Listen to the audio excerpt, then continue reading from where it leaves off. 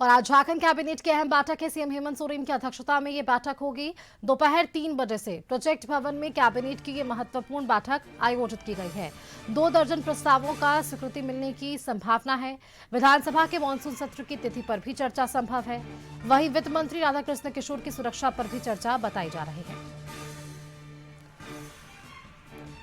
अधिक जानकारी के साथ सीधे आपको लिए चलते राजधानी रांची। हमारे साथ संवाददाता संदीप वहां से जुड़ रहे हैं।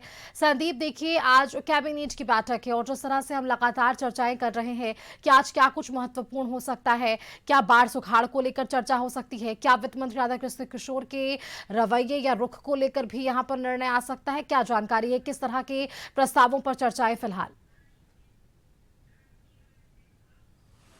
आज झारखंड कैबिनेट की बैठक 3 बजे से प्रोजेक्ट भवन सभागार में होनी है और मुख्यमंत्री हेमंत सोरेन इसकी अध्यक्षता करेंगे। हालांकि अब तक जो बातें सामने आ रही है उसके अनुसार देखा जाए तो कैबिनेट की बैठक में लगभग 2 दर्जन के करीब जो मामले हैं, एजेंडे हैं, वे शामिल किए जा सकते हैं और चर्चा के उपरांत देखना होगा कि कितने एजेंडों पर कैबिनेट की मुहर लगती है।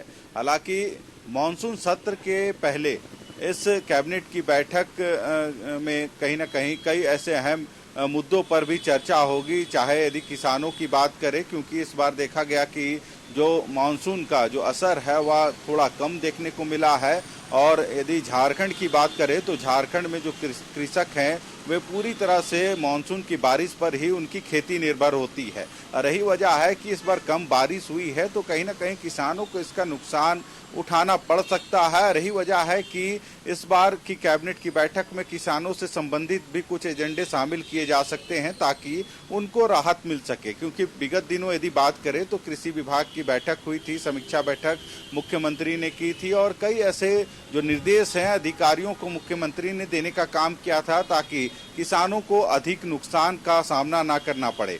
हालांकि इसके अलावे भी बात करें तो अगस्त के पहले सप्ते में मानसून सत्र की शुरुआत झारखंड विधानसभा में हो सकती है और इसकी भी मंजूरी आज की कैबिनेट की बैठक में हो सकती है और इस प्रस्ताव को भी शामिल किया जा सकता है। इसके अलावे यदि कांग्रेस कोटे के जो मंत्री हैं, वित्त मंत्री राधाकृष्ण किशोर की बात करें तो उनकी जो सुरक्षा बलों को लेके जो समस्या चल रही थी, उन समस्याओं के बाद उन्होंने अपना जो स्कॉट है, जो गाड़ी है सुरक्षा, वो वापस कर दी थी। और इस बाबत जो कांग्रेस के प्रभारी हैं के राजू, उन्होंने भी उनकी जो बातें हैं उनको समर्थन किया है। तो संभवतः आज की कैबिनेट की बैठक के दरमियान इन चीज़ों को भी शामिल इसमें किया जा सकता है।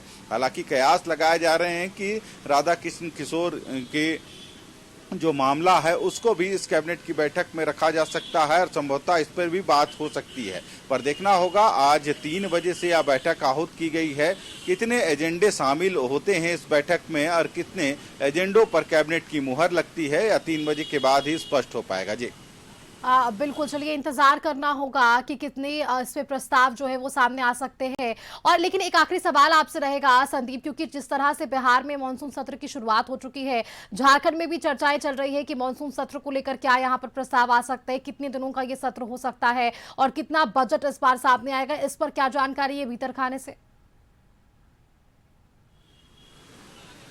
जब अब तक की जो जानकारी है उसे देखा जाए तो अगस्त माह के पहले सप्ताह में जो विधानसभा में जो मानसून बजट सत्र है उसकी तैयारी चल रही है और संभवतः या 5 या 6 तारीख से इसकी शुरुआत होगी। और जो मानसून सत्र है लगभग 1 सप्ते का जो कार्य दिवस है इस मानसून सत्र के दरमियान होगा और कई ऐसे विधायी कार्य है जो मानसून सत्र के दरमियान सदन के पटल पे रखे जाएंगे, जिस पर कहीं ना कहीं सदन की कार्रवाई के दरमियान उस पे कह सकते हैं सदन की कार्रवाई होगी। हालांकि यदि इस मानसून सत्र को देखा जाए तो गुरुजी यानी शिबू सोरेन का जो पुण्यतिथि है वह लगभग 3 से 4 तारीख अगस्त के पहले सप्ताह में है। उसकी तिथि के बाद ही मानसून सत्र की शुरुआत की जो तैयारी है वह चल रही है और संभवतः 5 या 6 तारीख से झारखंड जो विधानसभा मानसून सत्र है उसकी शुरुआत होगी और 1 सप्ताह का यह पूरा कार्य दिवस होगा मानसून